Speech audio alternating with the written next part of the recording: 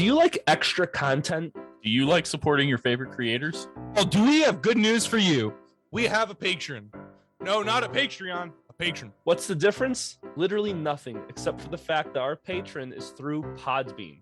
We have donation tiers at $1, $3, $5, $10, and $15 per month. At $1, you can join our Discord server and have access to monthly bonus content. At the $3 tier, you can watch our unedited video versions of our podcasts that are definitely not safe for work. To join, just visit our link tree in the episode description and click Become a Patron.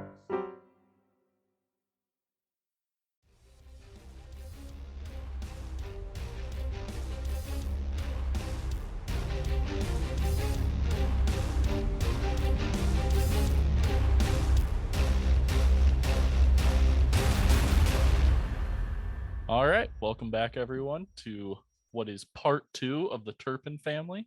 If you don't remember what happened, go back and listen to part 1 because that's where you'll get all that, and also because I don't fucking remember because I was hammered, per the usual. But I'm Jeff. Cheers, madam. I'm Nick.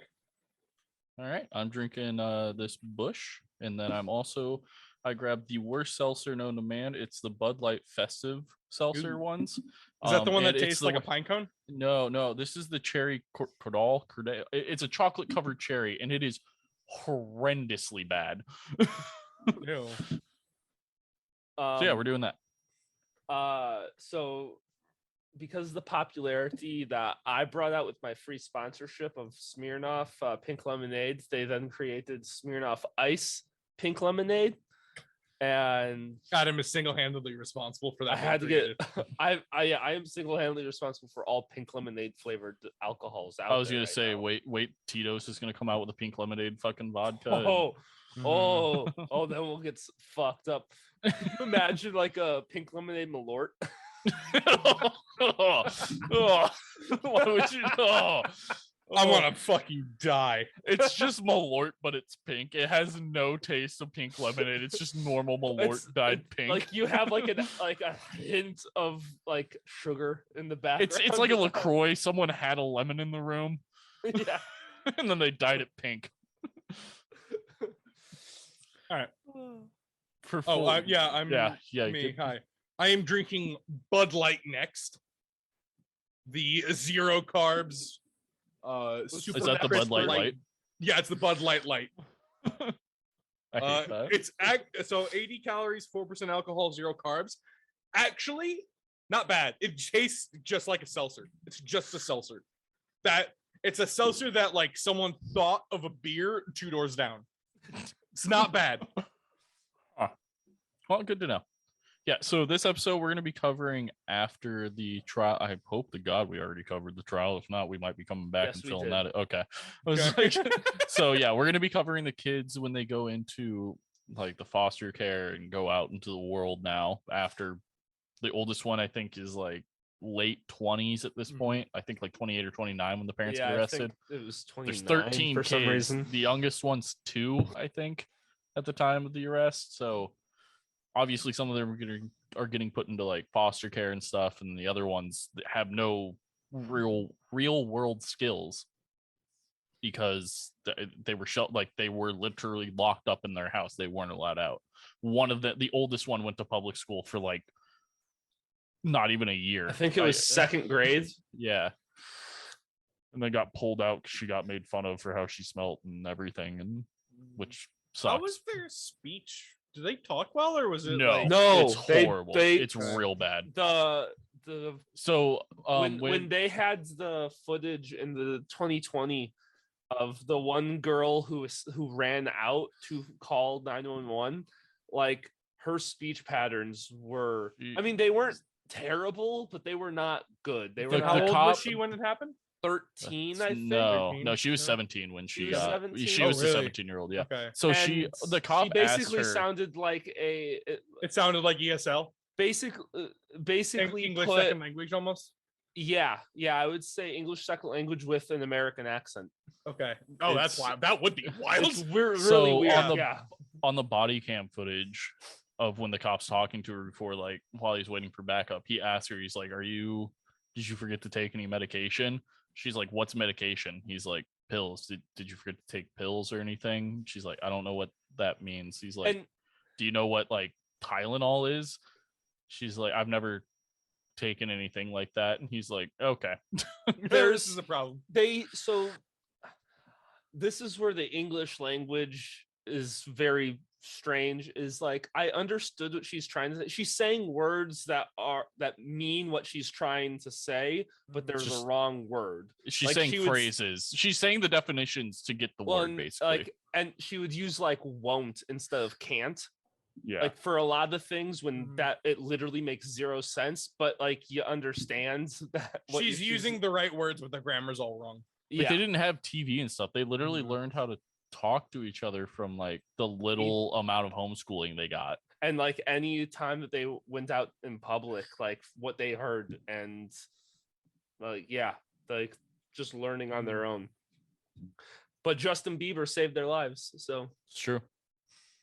they got a phone and watched a Justin Bieber music video. I don't think it was Baby. I think it No, it was was the before one with that. it. No, it was after that. I think it was his Gold Shoes one. I don't remember what the song was. If I Was Oh. Your Girlfriend, I think. Yeah, that one.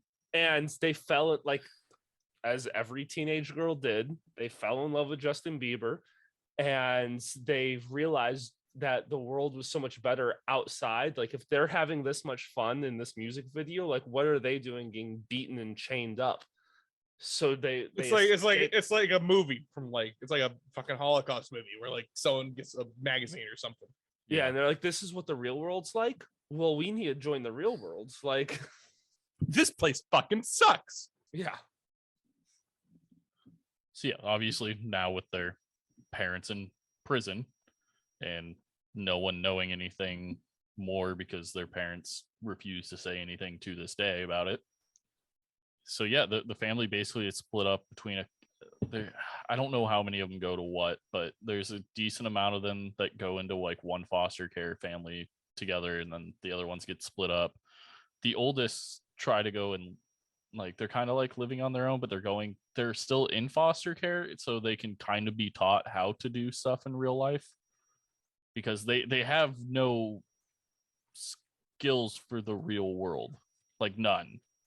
Well, yeah, and I mean, there was they got all these donations that the government They got still $600,000. Yeah, they got $600,000 in donations after this case went public. and the government and they still refuses to let them access it. Yeah, they like the oldest son he asked for a bike because for To just get to having work. transportation, so he can get to work and stuff. It's just a bike. It's not like bikes aren't that expensive. Like as long as you're not getting like a stupid like mountain bike that for like racing and shit. Bikes aren't that stupidly expensive, like a couple $100. Like, and they denied him. And when ABC tried to talk to their case, I guess case manager would it be for like the person who handles their case I for think like so. within or a like, case officer maybe. yeah. And Every agency has a different term. like it was like they went and tried to talk to her, and they found out that like a couple days prior she had like quit her job or something, and they're like clearly she's not doing something right because some of the kids ended up getting abused again. They went into a foster family that physically and sexually abused them. So they went and they tried to find this case manager, and she refused to say anything because she didn't work there anymore. And like obviously the government didn't say anything because it's the fucking government. Who's the lady that they went to her house because she kept saying that That was the lady that Okay. had quit. She was the case manager. If you watch the Hulu one, or no, was it the 20 for 20 where they do that one? It was the 20 for 20. I saw that in 2020. Oh, okay. I watched both. I can't remember what was in which. So the 2020, yeah, the ABC guy or Dateline guy tries to go and talk to her, and they like follow her to her house, and she just like runs inside. Like she refuses to say anything, Which seems even more sketchy. well, like Like- they said, like she left because clearly she left for a reason, because she apparently was probably going to get fired, I think is what they said. Like, she had fucked up something else prior to that. I don't remember. Luckily, if you can take a good thing out of this, the people who were fostering the kids that got molested and physically assaulted again, or physically abused again, did end up getting sentenced and put into prison also. So, but they claimed that they do thorough background checks on everyone and monitor everything, and clearly they didn't. Yeah. Like, but also they're foster parents, so like it's clearly this. I mean, it could have been. I don't really know too much about the case because there's not a lot on it, but it's probably not their first fucking group of kids that they fostered.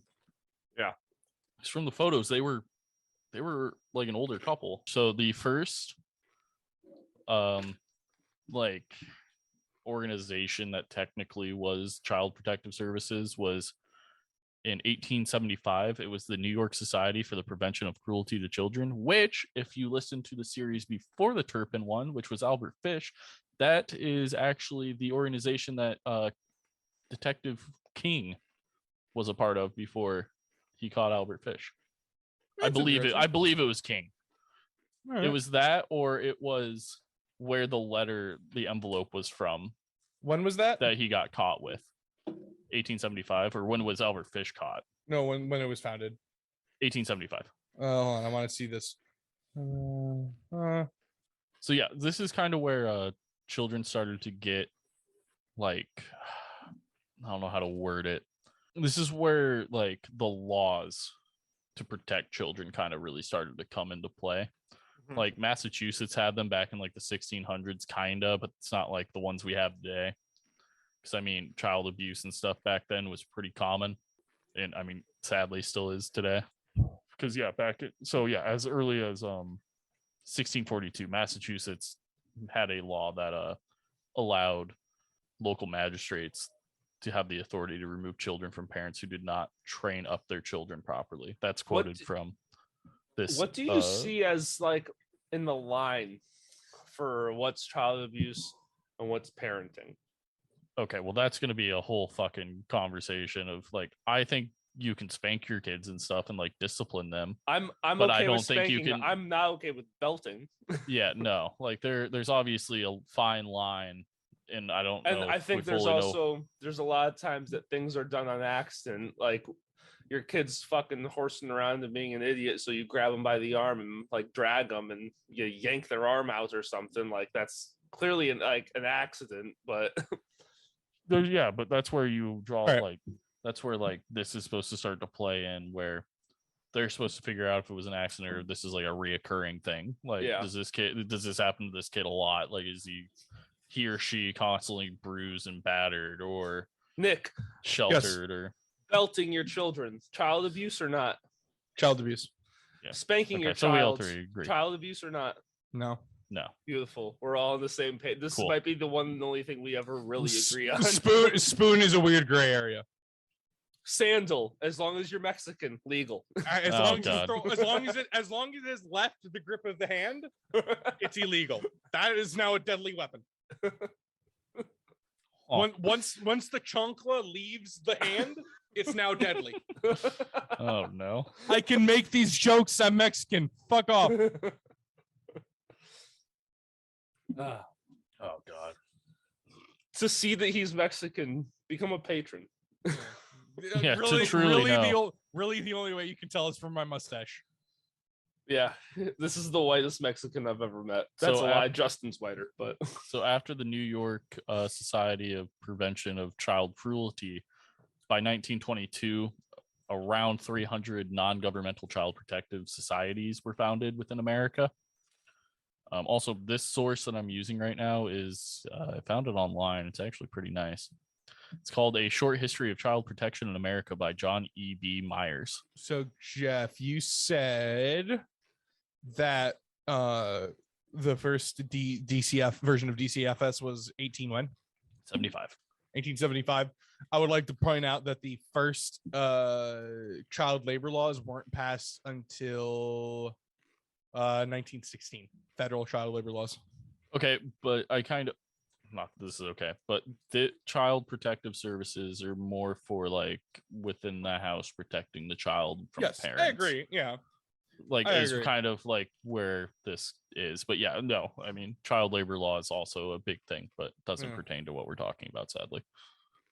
Well, Not just sadly. in for timelines and shit. Yeah, I mean it's kind of like how you would the abolishing of slavery to how long it took to actually get civil rights passed. Get like, votes. Yeah. I get where you're coming at. We're picking it up. Just keep Yeah, we're putting it getting there. down. Just keep laying that pipe. Oh yeah. We shouldn't be saying that when talking about children. Now you took it to a weird space. Nick. Is that now too far? I thought you were just blowing me in general. So- but now Oh, I you're- can. Would you like me to? Kind of segue from the civil rights in the 1960s is actually where like the modern era of child protection services starts. So in the 1960s is where like for some reason that's where people started to care about children and being abused. Don't know why, but that's what you get. It's probably technology, honestly. So, Like, if you look at a lot of things, when did guns become more readily accessible to that was okay. No, Adam, you beat me to my point. So gun crime and like school shootings, those haven't necessarily increased like the statistics. It's that you hear more about them because information travels like at so quickly.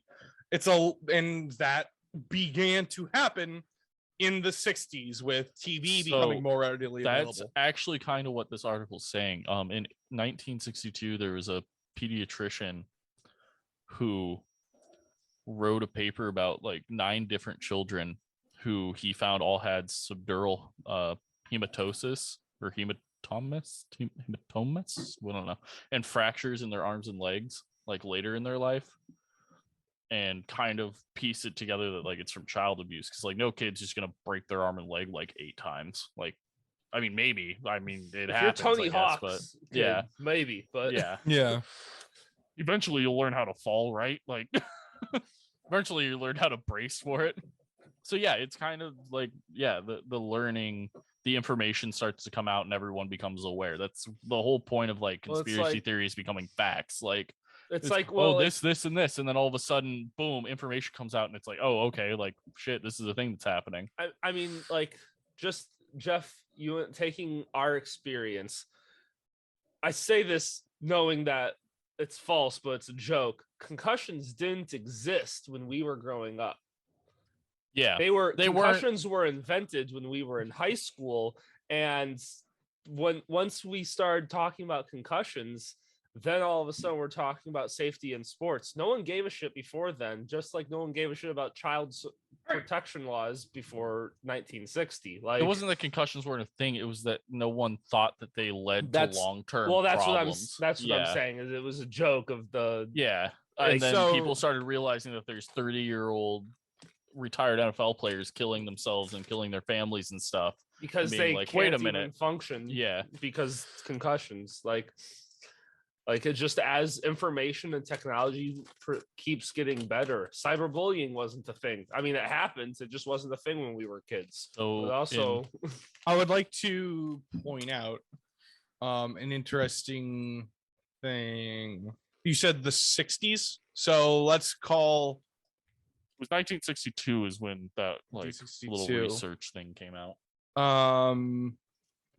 The 40s, I'd say, is when you saw the last huge drop in illiteracy in Americans.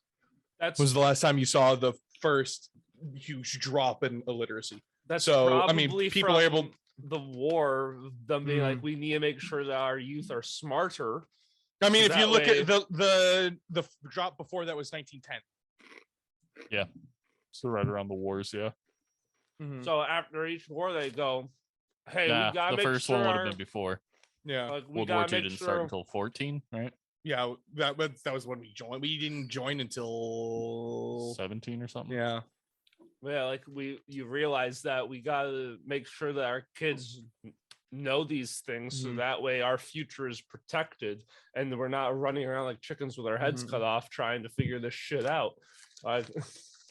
So Mhm. 1974 is the year that the federal government took over the role of Child Protective Services. And it's only gotten worse since. Yeah.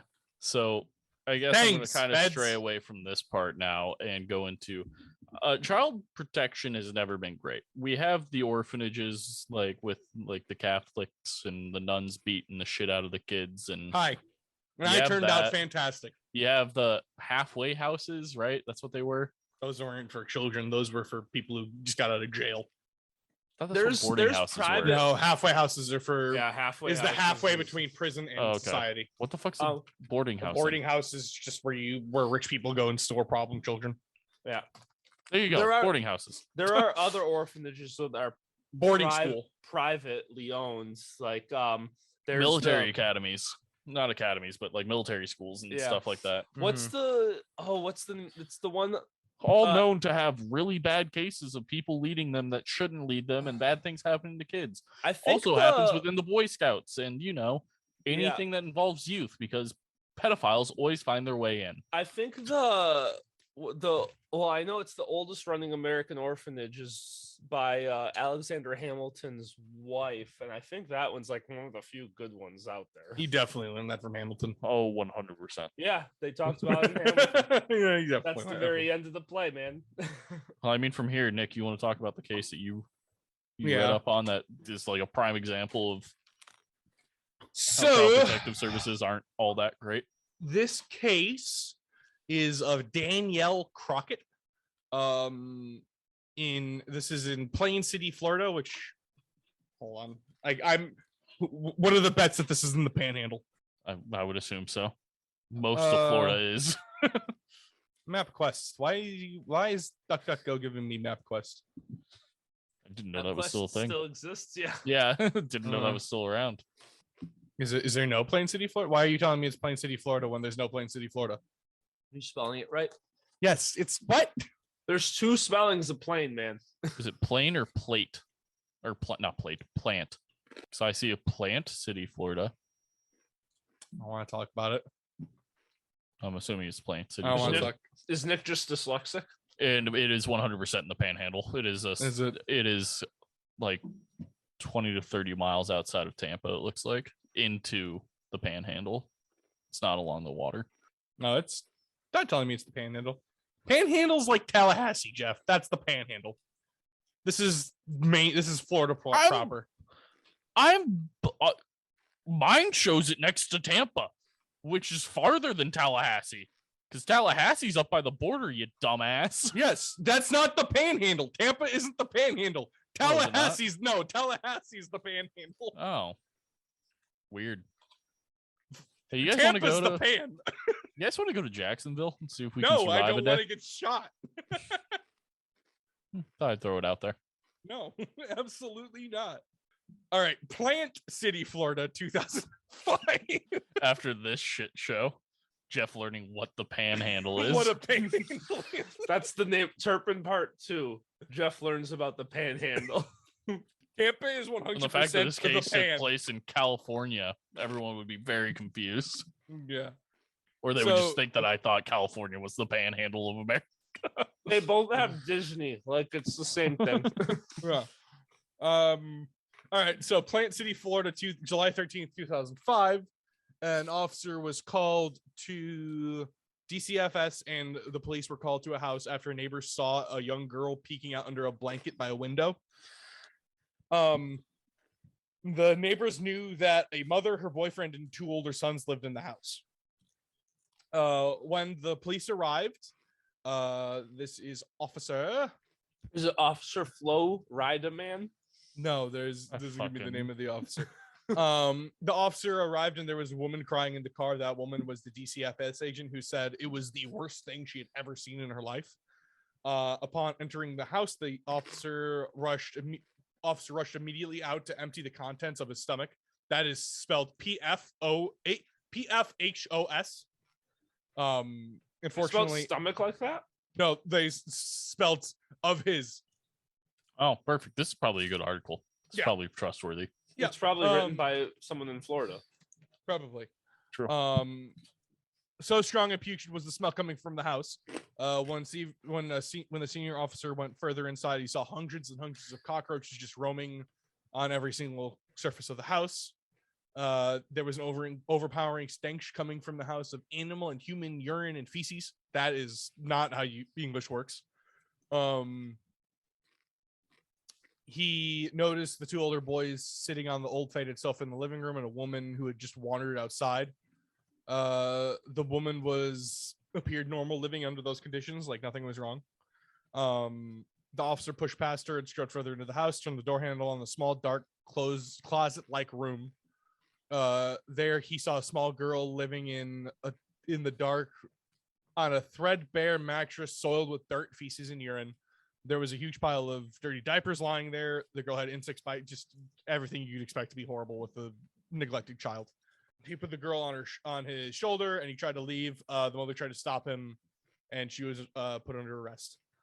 The girl, Danielle Crockett, was covered in intense rashes, bugs and lice crawling all over her hair, and she was wearing a several-day-old soiled diaper. Fuck. Did you say how old she was? 6. Okay. So too old to have a diaper, but she was 46 pounds. As Jeff and I did the research earlier, that is the bottom of the average. The average is 46 to 58, right? 60. Yeah. 60, 40, 46 to 50. So she's bottom of it. 46 to 60, yes. Congrats on saying 50. Whatever. When the investigators and the cops started yelling at the mother, Michelle Crockett, she said, "I'm doing the very best I can," and she blamed everything on financial reasons. Was the husband's name Davy? No, and it wasn't the husband. It was the boyfriend.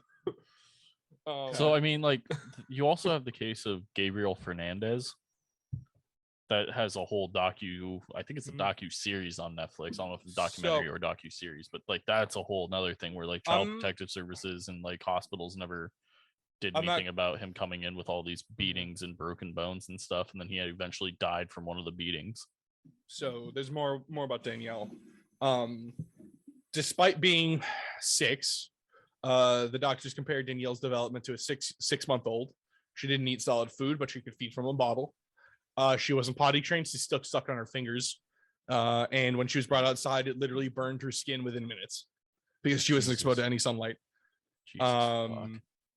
As doctors tried to examine her, she behaved like a wild animal. She kicked, growled and tried to touch her. She was more averse to women than men. Because her main abuser was a woman and she didn't deal with many men. Yeah. So I asked about Danielle couldn't speak. So she had the speech patterns of a 6-month-old, and asking the closest thing I know to a speech professional, my girlfriend, I asked what the speech like range should be for a 6-year-old. They should be able to use pronouns, be able to pronounce use ing, so the ing, begins the use of possessive markers and articles. They also begin asking for word meanings using threats, promises, asks questions, and retell simple stories. That's what a 6-year-old should be doing, and she could barely utter a word. Jesus. Yeah.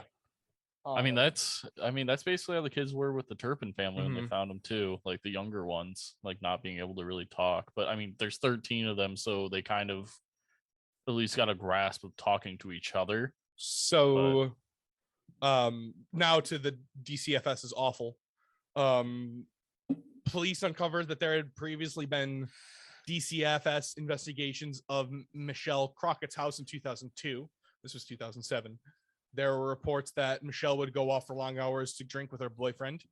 DCFS made 2 visits to the home and ruled Danielle's risk as low. However, when DCFS visited the home, they never attempted to speak or see Danielle to evaluate her well-being. according to Danielle's lawyer, who speaks for her, DCFS did try to offer Michelle daycare resources, which she refused. She stayed in hospital and foster care for 2 years. Correction, they found her in 2005. And a little happy ending. She was adopted 2 years later in 2007 by Bernie and Diane Liero. I don't even know how to pronounce that. And they took her to go live on their ranch in Tennessee, where she needed constant care and all that. And as of fuck all knows when, she's relatively healthy but still needs constant care and is given something that the article writer calls environmental autism. That's not a thing, but it's a decent adjective for it. Yeah, she probably wouldn't be suffering these mental disabilities if it wasn't for her environment and how she was raised. Yeah, it's basically being autistic, not because you are mentally ill, it's because the situation that you were put in growing up. Yeah. So that's the case of Danielle Crockett. It's wild that DCFS was there twice when she was young. Seems to be a common thing, is like when you hear about these cases, is like DCFS has been there and they had been a part of their like life in some way, shape, or form. Shitty part, her mother was never imprisoned. Oh, Jesus, permanently relinquished her parental rights over Danny after Florida judge deemed her unfit parent. Intentionally, the court sentenced her to community service, 2 years of house arrest and probation, which ended in 2012. Wild, but all right. But this was in order to give. This was so she wouldn't fight the adoption to Tennessee. Yeah. So she waived all of her parental rights, and it allowed for the adoption to a different state. Yeah. I mean, well, with the Turpin family, like I said, I mean, they went to different foster homes, and some of them still ended up getting abuse and stuff. You would think that DCFS aren't that good either. Like some, unfortunately, some are really good and some are really bad. And but I mean, to be fair, yeah, those extremes are literally that's the world. But you know, something sanctioned by the government to take care of children, there shouldn't be, like, the worst extreme should be adequate. Like, yeah, it should be like Jeff with his unfinished dresser. Like, that's the bottom line there. Like, livable. Livable. You can't even put anything in there. What do you can't, there's no drawers. Livable. Hey, that's so what that is a coat rack for a you baby. Go through a breakup and depression and see how it goes. I much prefer Jeff's breakup and depression. Oh, you suck my ass. It's not even depression. I just work a lot. Honestly, I haven't had too bad of a time. Just too lazy to fucking do it. I come home from work, I look at it, and I'm like, not today. not today, old friend. Continues to play video games. Jeff, my mom got these for us. Oh no. Walkie-talkies. Walkie-talkies that should reach. So it sounds like the start of a horror film. I don't want to be that accessible to you. Hold on. Jeff, you want to be that accessible to Nick, though, because while Nick sleeps, you just go, hello. I'll end up having desktops in my room. All right, let's wrap up Turpin here. So, as of now, the older ones have jobs. The oldest, I think it's Jennifer, the one who made the phone call to 911. I think she's the one that's technically like a manager right now, or like at a restaurant or something. Or is that the oldest one? I can't remember. Either the oldest or Jennifer or Jenny is like a manager at a restaurant. And from what I've read, everything now. Yeah, cut that out. Sorry. Sorry. Everything as of right now seems to be better, but the fact that they went through all that abuse their entire lives and then went into foster care and it didn't stop for most of them, I don't know.